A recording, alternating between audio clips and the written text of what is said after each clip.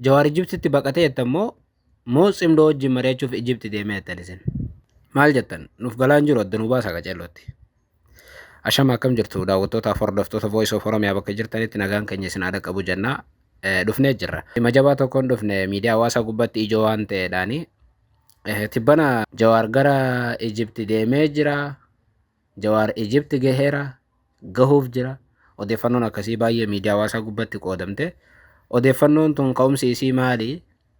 Maaliif ammatti hoo dhimma kun ijoo ta'e jennee haa ilaallu. Jalqaba irratti Jawaar eessa jirarraa jalqabna. Jawaar ammi bakki inni jiraachaa jiru Neezerlaandi. Biyya san jiraachaa wayita jiru kanatti deddeebiidhaan namoonni baay'een Jawaar akka waan baqatee Neezerlaandi jirutti ibsaa turani. Maaliif baqatee kaampii keessa jiraataa Jawaar nama guddaadhaa miti inni silaa bulchuu nama biyya bulchuudhaan malee har'a kun gad deebi'ee kaampii keessa gala jaanii nutti himaa turan. Yeroo baay'ee akkas jaanii nutti ibsani. Kanaas ta'e sana garuu Jawaari nama kaampii keessa jiraatu miti. Osoo jiraatillee irra wanti baay'ee nama ajaa'ibsiisu hin jiru.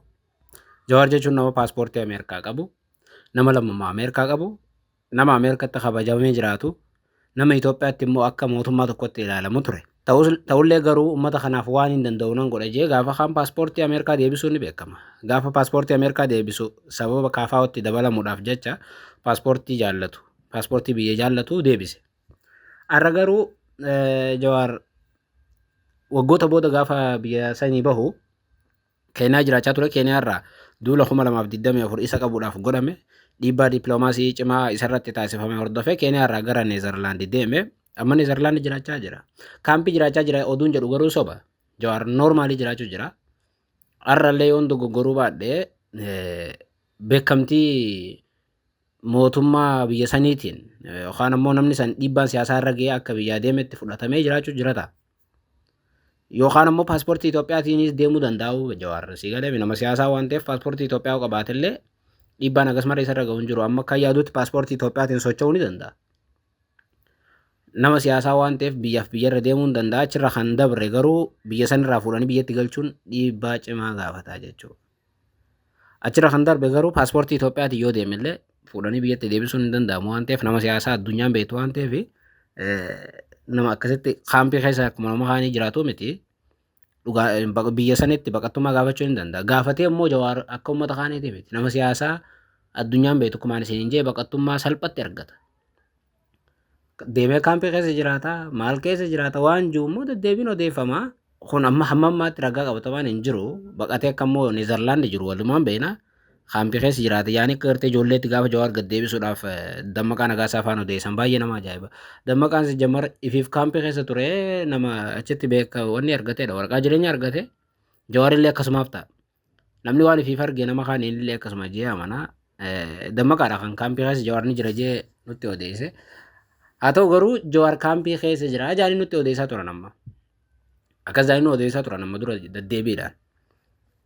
Tibbanaa guyyaa lama dura Jawaar Feesbuukii gubbatti poosti godhuu dhiisee jennaani ture dheengadda poostii wayii poosti godhee karaan deemuu jira. Sanaafin ammoo waa maxxansuudhaaf akkasumas ammoo ergaawwan namoonni na erganillee ilaalaa hin jiru jee ture. Achi karaa bakka eessatti akka deemuu jiru garam akka deemuu jiru ni ibsine Jawaar.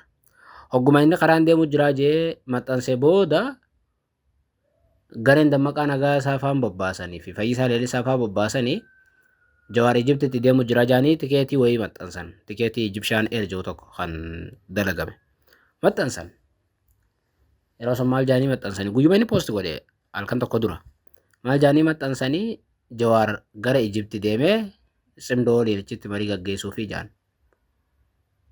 Gariin immoo Cimdoo hin jenne gariin immoo Jawaar achitti deemee Ijibtitti baqachuuf deemee jaan.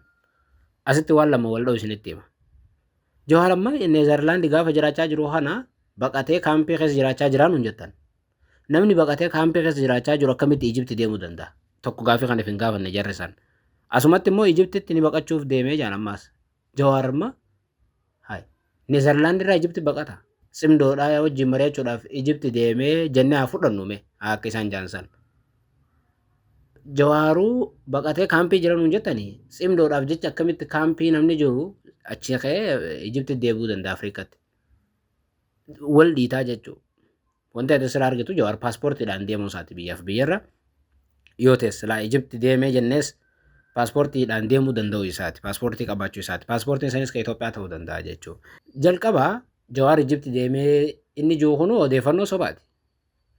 Jawaartuu jalqaba karaan deemu jiraa jee poosti godhe. Sanuma fudhatanii Dammaqaa Nagaasaatiif Fayyisaa Leellisaafaan ijaaramanii gara isaaniitii wajjin Jawaar cimdoodhaaf Ijipti deemee nuun jaan. Dammaquma faatitu immoo madura Jawaar paaspoortiin qabu baqatee kaampii keessatti Neezerlaandi jiraachaa jiran nuun jechaa turan. San irraanfatanii har'a immoo Ijipti deemee nuun jaan. Kanaas ta'e sana. Dhuguma amma Jawaar Ijipti deemee jiraa waan jiru odeeffannoo sobaati. Jawaar imala irra jiraachuun dhugaa, imala kanarra jiraachuu garuu inni ifan godhe namni isa beekus hin jiru. Namoonni isatti dhiyaatan garuu ni beekan jee amana. Namoota beekan illee argee jira garuu ani hin gaafanne fi yaa dhuunfatte. Amma Jawaar achi deemee jiru siin jechuun hin danda'u. Jawaar Ijipti deemee odeeffannoon jiru garuu soba akka ta'e tokko qofa isiniif dhiyeessuu dhufeen. Jawaar Ijiptitti deeme waan jiru. Tikeetii amma isaan maxxansanii Jawaar biizines kilaasii, ikoonoomii kilaasii qabatee gara Ijipti deeme jaanii tikeetii isaan maxxansanaa ilaallu. Tikeetiin san guutummaan guututti Photoshopii AI'dhaan dalagamedha. Waan sobaati. Fake newsiidha. Akkasumatti dalaganii Jawaar Ijipti deeme, Jawaar as deeme jaanii maxxansa malee hin jiru. Oduun sun oduu sobaatii jechuudha. Odeeffannoo sobaa tolchanii akka waan Jawaar cimdoo wajjin mari'achuuf Ijipti deeme fakkeessanii maxxansan. Irra caalatti wanti isaan yaadan immoo Jawaar dhugumaanuu baqatee osoo hin taane Jawaar cimdoo wajjin mari'achuudhaaf Ijipti deemee jaanna. Jawaar ammatti cimdoo hin deeggaru. Jawaar yoo ta'es cimdoon inni deeggaru ni jira. Kaniin anuu beeku. Jawaar cimdoo waraanaa hin deeggaru. Jawaar cimdoon inni deeggaru cimdoo siviiliiti. Cimdoo mootummaa irratti duulli yoo barbaachises mootummaa garagalchuu yoo danda'ames cimdoon inni deeggaru uummanni Itoophiyaa kan waraana hin qabne qawwee malee uummanni mormee mootummaa akka jijjiiruudha yookaan sirnicha akka jijjiiruudha malee Jawaar ammatti cimdoo waraanaatti namanu. Cimdoo kan jedhamu ammatti cimdoon takkaabaatii jira. Takkaabaa sun ammoo tan siviiliiti miti waraanaati. Cimdoo waraanaa Jawaar akkan deeggaree tolcheen beekaa jechuudha. Jawaar qabsoo inni deeggaru qabsoo waraanaati. Qabsoo waraanaa tasuma deeggaru. Waraanatti isin amanu Jawaar. Inumaa cimdoo amma uumame kana Jawaar tole jeen fudhanne ammayyuu.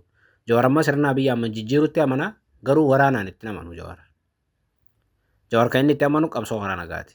Jawaar kan inni itti amanu biyyattii nagaa taate qaamni hundi walii galee sirna yoo jijjiiredha. Achitti gifaa bala'u kitaatu waan jiru Jawaaritti namanu. Anuu waan beekuudha namoonni beeka jee amana kana. Jawaar waraanatti namanu amma. Qaamota waraanas hin deeggaru. Guutummaatti waraanni dhaabbatee uummanni biyyattii karaa seera qabeessaaf heera biyyattii eegeen sirna akka jijjiirutti amanaa jechuudha. Saniin ala odeeffannoon Jawaar cimdoo wajjin mari'achuuf deeme jiru matumaa soba. Odeeffannoon Jawaar tikeetii muratee Ijipti deeme jiru soba jechuudha. Jawaar imala haajaadhaaf jecha bakka barbaade deemuu danda'a. Even ammatti Ijipti dhaqa jees nama noon Jawaar. Sababii baay'ee ibsuu nan danda'a. Jawaar Ijiptiin feetu Jawaar tasumaan feetu. Jawaar tolchitee beekti warri Ijipti. Amma durallee ifiifuu dubbatee ture. Warri Ijipti Jawaar dantaa biyyaalee isaa dabarsee akka hin kennine ni beekanii tasuma hin keessummeessan. Amma dura gaafa kaan Hayilamaariyaam gaafa aangoorra jiru Jawaar Ijiptiin deeggaramaa Ijiptiitu isa gargaaree doolaara biiliyoona kafalee fi uummata akka inni kakaasu godhe Ijiptiitu hagana ta'ee fi jaanii maallaqa kuntaalaan fa'aa kennameef jaanii ibsaa turan. Boodarra garuu Jawaar yeroo wayii garas imaluuf yaadee ture. Dhorkanii turan warri Ijipti hin fedhanii jechuudha. Warri Ijipti ammatti Jawaar dantaa biyyaalee isa Itoophiyaa dabarsee hin kennuu jaanii amanan. Jawaar mootummaa biyyattii sirna biyyattii jijjiirutti amana. Sambira kakute garuu dantaa biyyaalee isaatti tasuma akka hin buune warri Ijipti tolchanii beekan.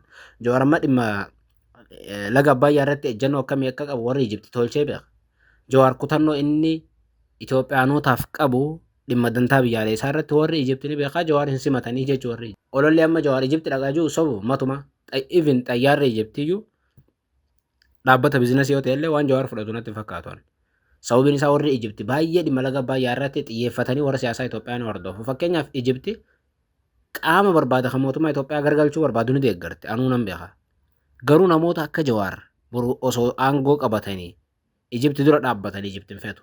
Jawaar ammoo osoo aangoo biyyattiitu hin qabanne mormituu ta'e osoo jiru Ijipti mormasii galee dhugaa dubbanne yoo ta'e amma TPLF'n Ijipti mormaan jiran. Inumaatti Ijiptiin deeggaramanii maallaqa biiliyoonaan fudhatanii mootummaa Itoophiyaa wajjin wal lolaa jiran. Suudaan fa'aa gargaartee Ijipti amma dhiibbaa godhaa jirti. Eertiraa fa'aa gargaartee kun ifaa jechuudha. Dhoo isaa miti. Garuu Jawaar Mohaammed durumaa Ijiptiin sodaatti.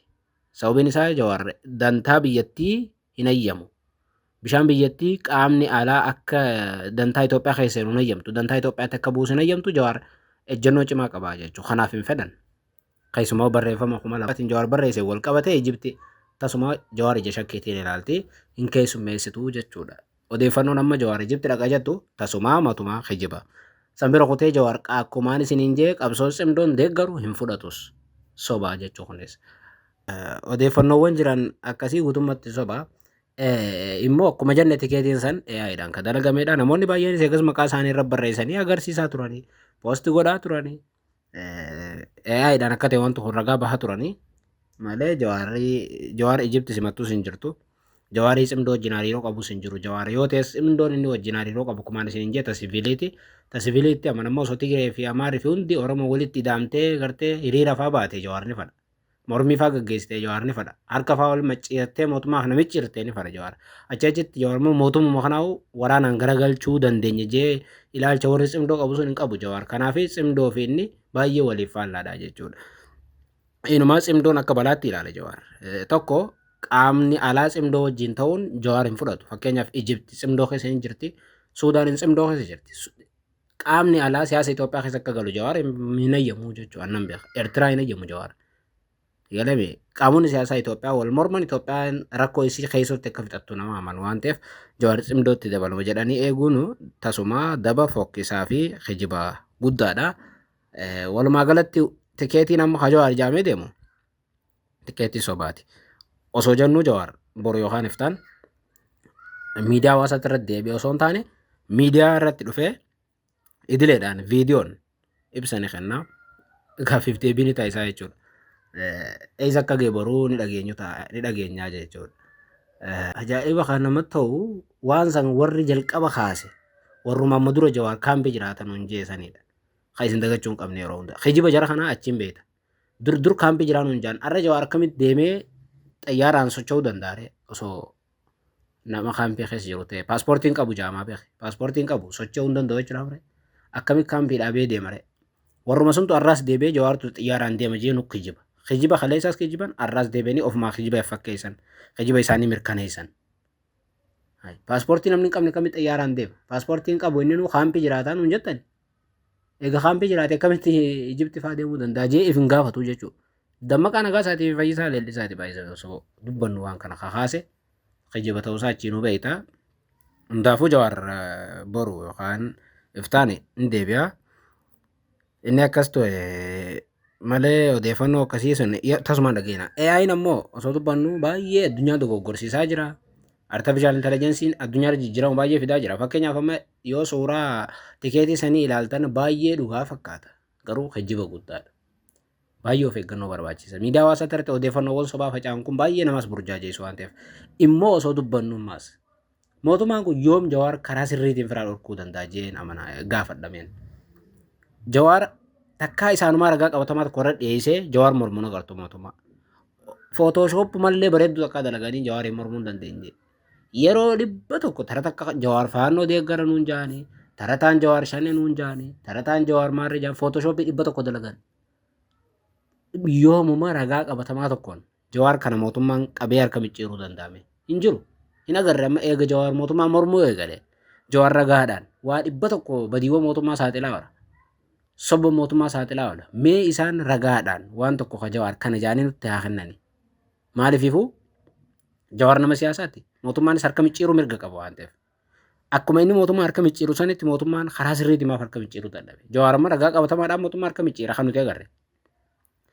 Even ministeerri muummee akka miidiyaatti as ba'ee dubbatu Jawaar harka micciiree godha. Mee isaanis akkas godhanii nu agarsiisanii. An akkasiin fedhama.